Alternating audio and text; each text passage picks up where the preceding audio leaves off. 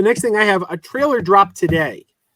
The latest Kevin Smith movie, the 4:30 movie, which is a movie Kevin Smith shot at the movie theater he owns, Smodcastle Cinema. I was there about a year ago with Adam the Woo. We didn't see a movie. We just were kind of like taking a tour of the place. But yeah, he shot a movie there. It's set in 1986. It's about a bunch of kids who are obsessed with movies. I'm of mixed feelings with this because I don't know if you guys watched the trailer. I watched the trailer. I didn't think anything in the trailer was funny. I didn't laugh once. However, the subject matter interests me. I'm like, wait a minute, a bunch of kids that are obsessed with movies in the 80s. That's my childhood right there. And it seems like a subject Kevin Smith should know well. It seems like something right up his alley. So I'm excited for this movie, but I did think the trailer failed to provide any big laughs. I don't know about this project at all. I've seen the trailer pop up in my my For You page, but I've had no interest in it. First, I thought it was a fake trailer. I personally thought it was a fake trailer because I'm like, this just looks so low budget. The thumbnail did nothing for me. And then now that you say it's an actual trailer, I'll probably go and watch it right after the stream. You know what? There is one thing that's kind of funny about it. They show clips of the movie they're watching, and it's a really schlocky, like cheeseball film. It's gonna be the fun part. Did you watch the trailer, Perp? I did. I like the trailer. I think it. Well, first of all, it's Kevin Smith, so maybe the reason why it's not funny is like the dirtiest jokes aren't going to make it on the trailer. So that's like, true. The best jokes are probably being saved for the movie, the F words, all that stuff. Like, you know, I thought it was very heart. It felt like it was a cozy movie, just one of those. You know, I've seen like. I like when filmmakers do this, and I feel like there's like I said this before. It's in the zeitgeist. All these filmmakers, like Quentin Tarantino, wanted to make a movie about The Critic, called The Critic, about a guy watching movies too. It seems like there's something in this that those generational filmmakers going back. You know, I think Paul Thomas Anderson sort of did that with Licorice Pizza as well. Like and the Fablemans. Going back in the Fableman. Yeah. Oh yeah, you're right. Yeah. Spielberg and the Fableman. You're right. Yeah. There's something going on there, and I'm down for it. These filmmakers it seems like they want to tell these personal stories. And why they fell in love with movies. The movie that they're going to see in this movie fake? Then it seems like it's several movies. They're going to see a movie about the trailer that the movie they show in the trailer is about a nun who's also a hooker. Oh, okay. That's Kevin but Smith. It looks like they're gonna be watching several movies, and you're gonna get like, I'm sure, schlocky versions of. Yeah, they show like a clip from like a superhero style movie, and like it's almost like Be Kind Rewind, but except they're not making the movies, but like you're gonna be seeing. I love that movie. Yeah, I have to watch that. I've never seen that. It's funny. Yeah, that's a solid flick. What is everybody's favorite non-View Askew Kevin Smith movie? There's only like two, right? Because a lot of them are, there's don't forget, he has a horror arc. He has a horror arc that he. Yeah, Red State, Cop Out, the ones with Justin Long, right? Red State is a horror. Red State is a horror masterpiece. I love that movie. I thought the fact that it turns into an action movie. Kevin Smith, like he freaking leveled up when he did that movie. Like his visuals were way better. Everything about that movie I absolutely love. I think it's one of my favorite movies that came out that decade. I was absolutely stunned that came from Kevin Smith when I first saw it. I love Red State. That is actually, I think, the only one I haven't seen, and I know everyone talks glowingly about it, so I'll have to catch that. I need to rewatch it because I watched it when it first came out and I didn't dislike it. Like I wasn't like, this is garbage, but I just wasn't impressed by it. And then since I've heard people say this is really, really good. Yeah. And I've been wanting to rewatch it and kind of reevaluate it. Fantastic performance by Michael Parks, rest in peace. Like he finally got like a role that matched his talent, like because he's always played bit parts in the Tarantino movies, the Robert Rodriguez movies, and what he has this amazing monologue. And then I just love it. Michael Parks, before he died, he got like a great juicy part. I was so happy about that too. So that might be I might be a little biased about that. Why I love them so much. I do love the fact that all these movies, starting with, I think Dogma was the first, but starting with Dogma, then Jersey Girl, then Red State, and I think she's in the 4:30 movie. Kevin Smith keeps giving roles to Betty Aberlin, who played Lady Aberlin on Mr. Rogers' Neighborhood. Yeah. So, I mean, you know, I grew up. He has like a family dynamic. It seems like when he does his filmmaking, you know, I've heard him speak about it, and I've seen like making ofs. It's like he does, you know, especially now more than ever that he's been sort of doing it himself. You know, since not having the backing of you know who. Right. Well, and he also keeps putting his daughter in his movies, who I think is one of the worst actresses around. But she's playing the hooker nun in the fake movie. Of course she is. Of course she is. Only Kevin.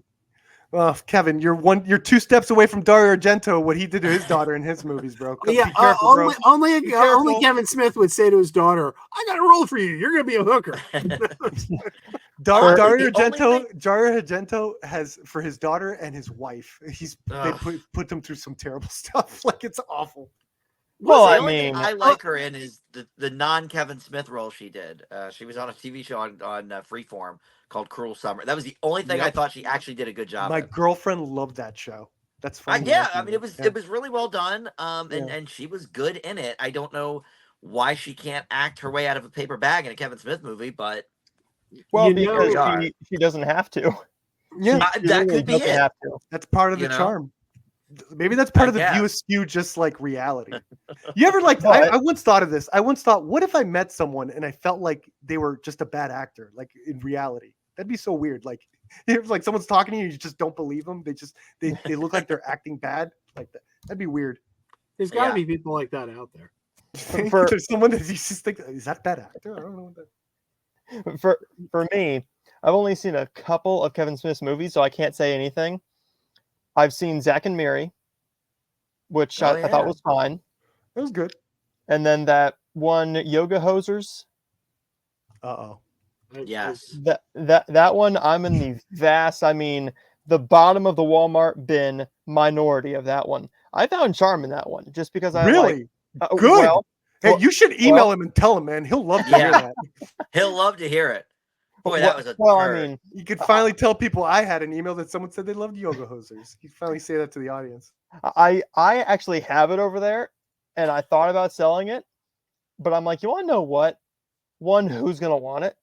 But two, I want to keep this because I want to have a movie that has the rise of an actual star who I think has a lot of talent in Lily Rose Depp. I think she has a lot of talent. She acted her way out of that awful script. But I had such fun seeing Johnny Depp in that stupid, awful makeup, trying to act his way through that. It's bad. It's an awful movie, but I found charm in it, man. And my favorite part is I got that from the Dollar Tree, so I didn't pay shit for it. I also own it on Blu-ray and got it at Dollar Tree. And you like it? I haven't watched it yet. Ooh. I'm Did you see Tusk? Did you see anyone see Tusk? I love Tusk. I need to watch Tusk. I heard people told me it was terrible, and I didn't watch it. And then I heard it was great. So I loved it. I don't know. I thought it was I'm so somewhere weird. in the middle on that, Joe. I think it's okay. I think I gave it maybe a C+ or something, but I appreciated what he was at least going for with it, and I love Justin Long. Did you hear the making of why he got that movie made? Is because it was technically a meme. He was doing a podcast where he was just reading the weirdest like newspaper like ad of someone needing a roommate and they could live for free if they pretend to be a walrus. And it was him and another podcaster coming up with this scenario of like, and they literally just made up the Tusk movie right then and there. And then they asked the fans, all right, if you want to see this as a movie, hashtag walrus yes. And everyone said walrus yes on Twitter, and he made the movie because of it. It was literally just a meme. Yeah, it was him and Scott Mosier. Scott Mosier, his former producer, who, I was an extra in Chasing Amy, and I spent most of the day sitting next to Scott Mosier and just chatting with him. Like that's where I ended up sitting, was right next to Scott Mosier. So I spent like a whole day just BSing with Scott Mosier. Heck of a great guy. And now he's a director for animated films for Illumination. He directed the Grinch film from 2018 with Benedict Cumberbatch. That's a charming little movie. That's love that movie. Yeah. So that was the podcaster that Kevin Smith, he did the podcast with that guy. Yeah. He's the director of The Grinch. Yep. I know he produced all his movies, and he showed up in Chasing Amy. He's the guy that challenged the Tracer or whatever. That's incredible. I didn't know he directed The Grinch. Wow. I didn't know that either. I was a little surprised. I watched the whole movie. Then at the end, it said directed by Scott Mosier, and I'm like, holy crap, Scott Mosier directed this. Holy crap. Yeah. So Dan, you and I saw Clerks together in January of '95. Yeah, I remember. Like, I skipped school. I was in college, and I think you were still. Was you senior year, and I was. I was senior in high school, but it was senior skip day. Okay. And yeah, I mean, this is one of my like badge of like, hey, I'm into film. I saw it reviewed on Siskel and Ebert, and I guess maybe I saw the article in Entertainment Weekly about it, whatever. But these glowing reviews, I thought, well, this sounds really interesting. And I had never been to the art house in Philly, the Ritz. The Ritz. I think it was the Ritz. I think it was the Ritz 5 we went to. Ritz 5, yeah. And yeah, so our buddy Abe that had a pickup truck, 3 or 4 of us gathered in there. Nobody knew anything about this movie. I was like, let's go see this. It looks funny, whatever. And it became one of our favorite movies. Now, I was coming at it from a little bit of a different angle because I was on college radio at the time because I was a year ahead of you. So you were in senior. So I was. Yes, we were playing the soundtrack a lot on the radio station. Great soundtrack. And the Chewbacca song especially was very popular at our radio station. Chewbacca, what a Wookiee. So and it had little clips of dialogue between the songs, and we were like, what the hell is this? Yeah. We gotta see this thing. Yeah, that was pretty clever marketing on his part. Because 2 of the hottest bands at the time, Alice in Chains and Soul Asylum, that soundtrack was the only place you could get those songs. Yeah. So people bought the soundtrack without probably even knowing anything about the movie. And one other funny little Kevin Smith punchline.